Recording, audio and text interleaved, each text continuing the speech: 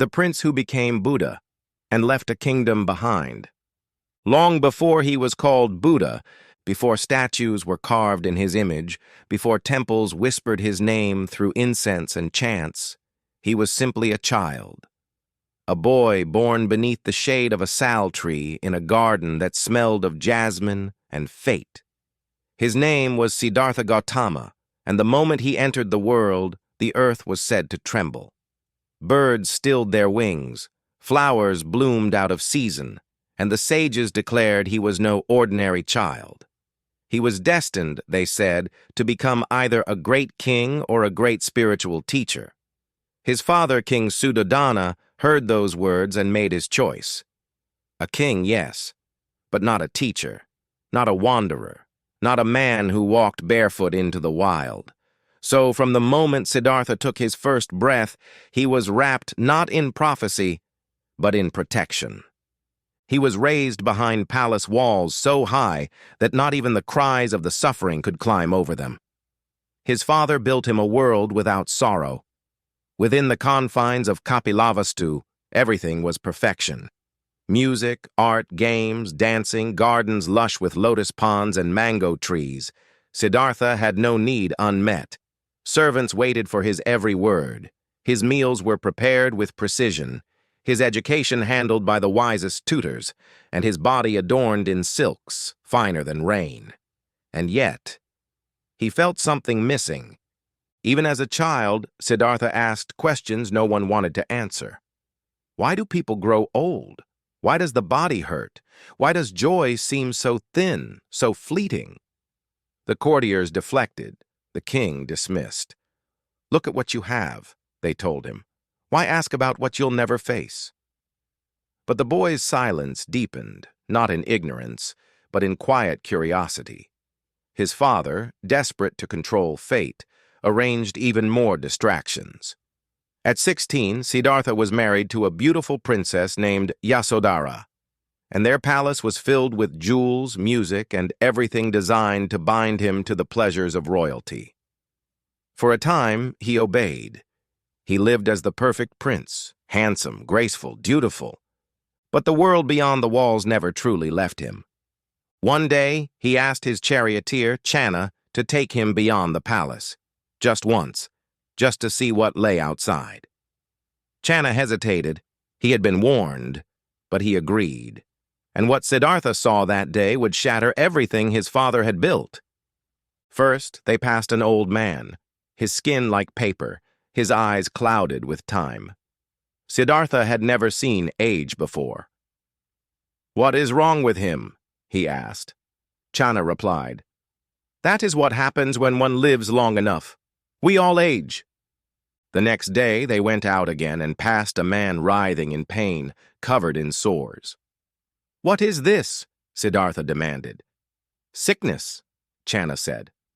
"It strikes without warning." The third time, they passed a funeral, a body being carried in silence, the family weeping behind. "He is dead?" Siddhartha asked. "Yes," Channa answered. "This is the fate of all who are born." And then, on the fourth journey, they passed a man dressed in simple robes, sitting beneath a tree, silent, peaceful, untouched by fear. "Who is that?" Siddhartha asked.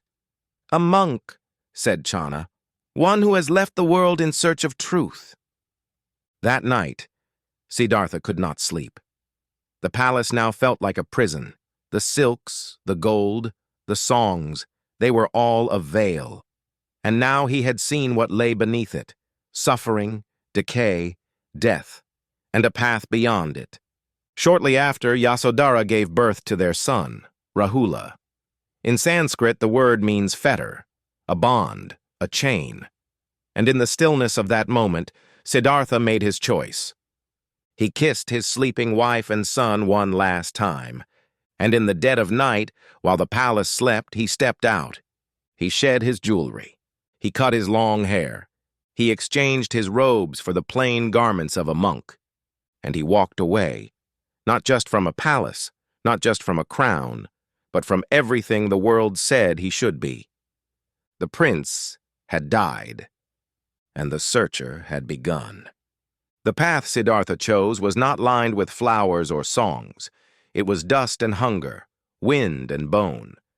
He walked with no map, no guards, no comfort. The prince who once stepped through perfumed halls now wandered barefoot beneath forests thick with silence. He didn't go in search of pleasure. He went looking for truth, the kind buried beneath the skin, beneath desire, beneath the illusions men build to avoid their own suffering.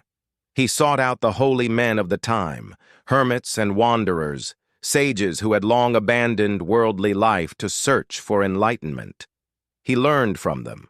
He sat with them beneath trees, stared into flames, starved alongside them, meditated until the breath became still. He pushed himself deeper and deeper into asceticism, the belief that truth could only be found by denying the body. Food became a sin, comfort a distraction. He ate only seeds, then leaves, then nothing. For 6 years, Siddhartha became a shadow. His skin clung to his bones. His eyes sank into hollows. He became so thin that he could feel his spine through his stomach. At one point, he collapsed into a river, unable to stand. The man who was born to be king now looked like death itself. But truth never came. Pain came. Hallucinations came. But not peace, not understanding, not the release he had been promised. So one day he sat beneath a tree, not to fast, not to suffer, but to reflect. He watched the wind in the leaves. He remembered faintly a moment from childhood, sitting beneath a rose apple tree, calm, quiet, content. That memory struck him.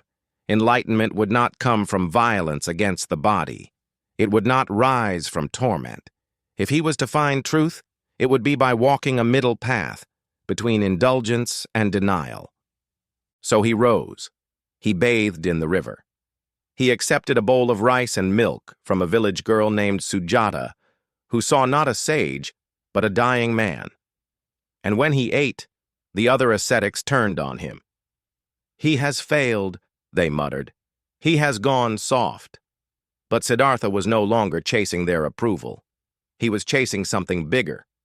He returned to the forest and found a fig tree, later known as the Bodhi tree, the tree of awakening. And he made a vow, "I will not rise from this spot until I have found the truth that ends suffering." Then he sat.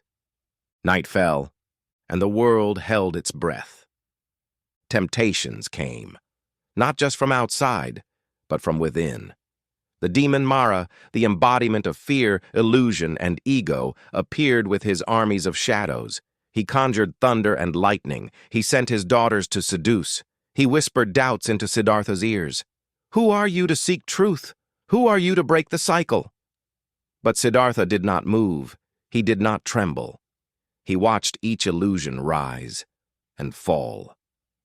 And when Mara challenged him one final time, demanding proof of his right to seek enlightenment, Siddhartha simply touched the earth.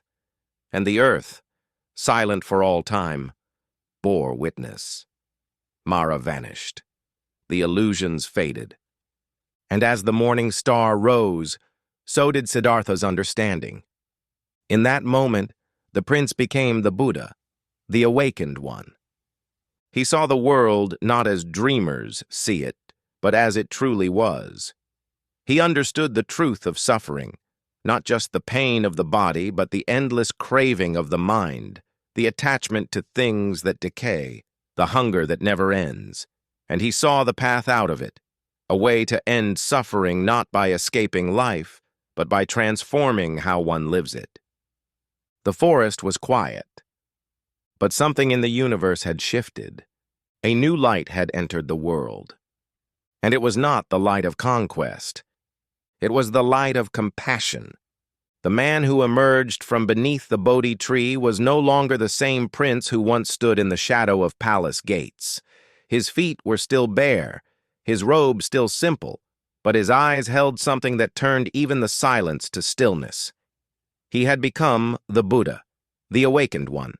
Not a god, not a prophet, but a man who had seen through the illusion of suffering and returned with a path out of it. But enlightenment, he knew, was not the end. It was the beginning, and truth that is not shared is no different from silence. So he walked. From village to village, through heat and dust and time, not with sword or sermon, but with a message so simple it split open the soul.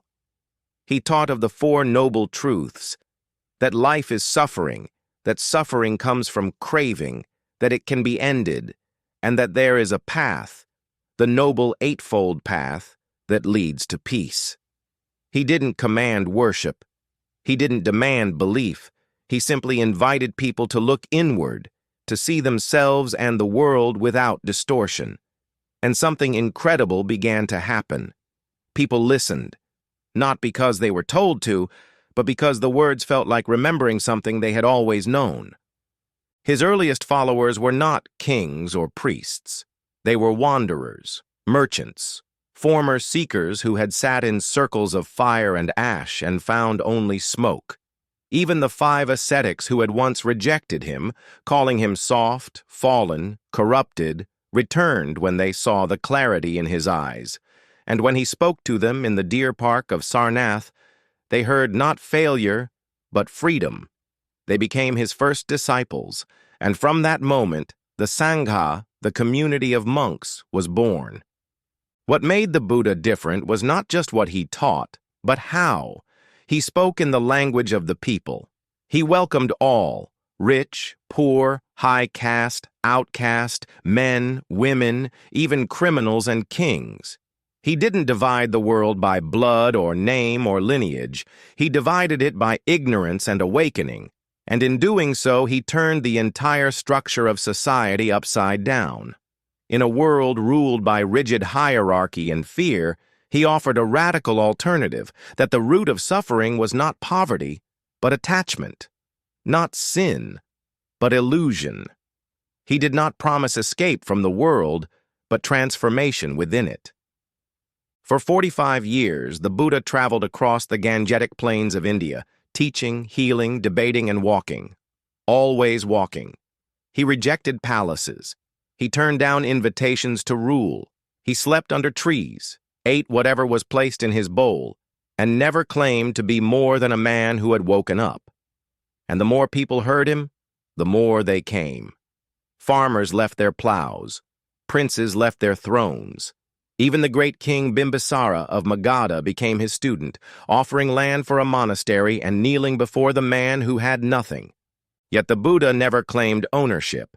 He warned his followers not to worship him, but to seek the truth for themselves. "Be a lamp unto yourself," he said. "Test all things. Question even me." And that was the quiet power of his revolution. He didn't fight systems. He made them irrelevant. He didn't burn temples. He emptied them by opening hearts. And wherever he went, something changed. Not in the sky, not in the laws, but in people.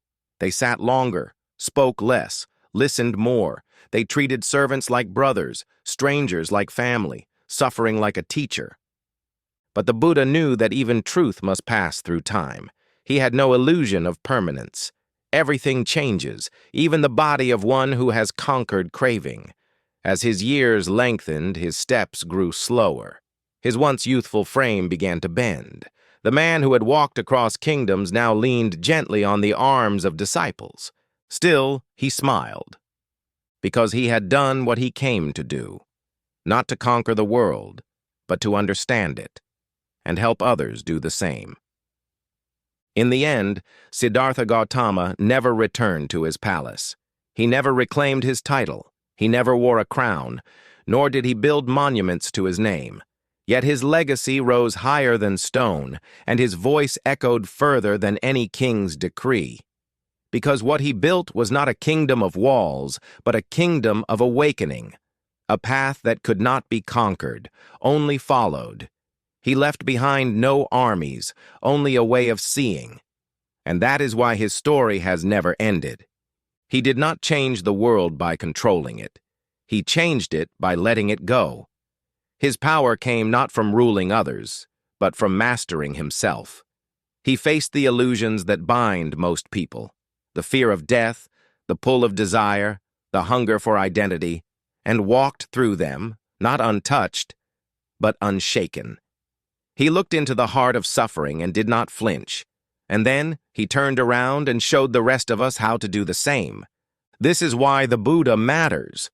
Not because he was worshipped, but because he did not ask to be. Not because he spoke of heaven, but because he taught people how to live here, in this world, with honesty and courage. He taught that pain is not punishment, that desire is not destiny, that freedom isn't something given, it's something discovered, within.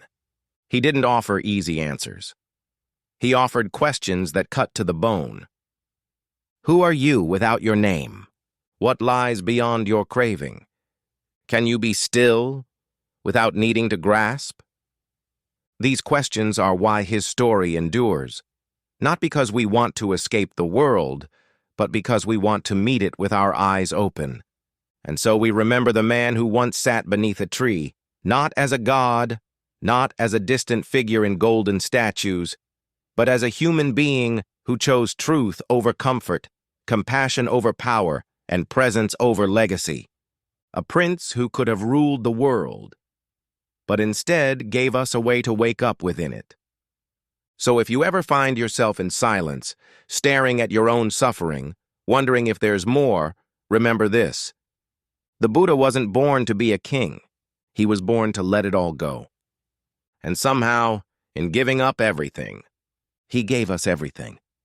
Where the greatest stories aren't always the loudest, but they are the ones that last forever.